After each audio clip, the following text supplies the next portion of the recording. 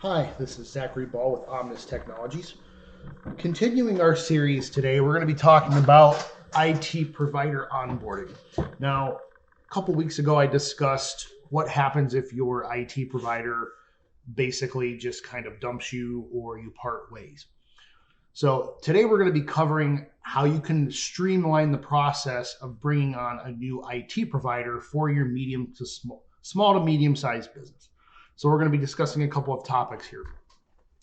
Number one and foremost, I always tell my clients this, we always provide this. Make sure you have documentation of your network. Everything that's going on here at Omnis Technologies, we provide that information to our clients. Server passwords, IP addresses, basically everything. Passwords to all the network equipment. So this list is for the small to medium-sized business that is bringing on a new client, and this is going to make that process much more easier to happen. So obviously, first and foremost, provide as much information as you can to the new provider. Now, we're going to be dropping down in here for this, but information is power. And I said this before, any information you have from your old provider, make sure to have that readily available for the new provider. Server and machine passwords. Now, depending upon what kind of network you have, if you have a domain and a server, usually the administrative password will be enough, but if you have individual accounts, that's fine. In some cases, we actually have clients that have a work group set up and not necessarily a domain. So every machine, using the example that we just onboarded a client, every machine has an admin account and then just a basic user account.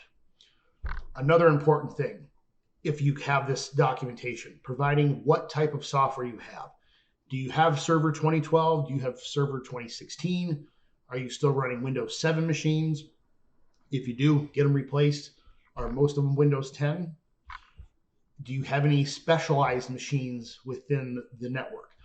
We do have a couple of clients that run Mac machines. It's not very common that people run Macs for the type of businesses that we support, but we do see it occasionally. Is there any type of specialized machines that aren't like the rest of the machines? Do they have one specific purpose that that machine does? Another big one, email portal passwords. So we generally try to get everybody on cloud services when it comes to email anymore. Do you have the admin account, username and password for Google Apps or Office 365? Or you might be using GoDaddy. Whatever the email provider is, do you have the credentials to access it to make those changes? License info. So generally anymore, you don't get disks for software. You have to go to a portal and download them, especially specialized software. So CAD software, for instance, SolidWorks, Autodesk Inventor, accounting software would be QuickBooks, shipping software, WorldShip. We've also seen FedEx Manager. But the point is, do you have that information to access the portal so we can download newer versions of that software? Moving right along, network equipment. Do you have an inventory of what you have? Firewall, wireless access points, switches. Do you have the information to these? If you have like a managed switch, do you have the username and password? Is the wireless access points controlled by a controller like through Ubiquiti? We've seen some Aruba wireless.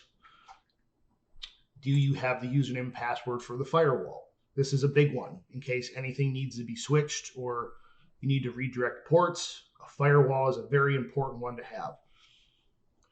Internet service provider. This one may not necessarily be a big one, but it is important to know sometimes.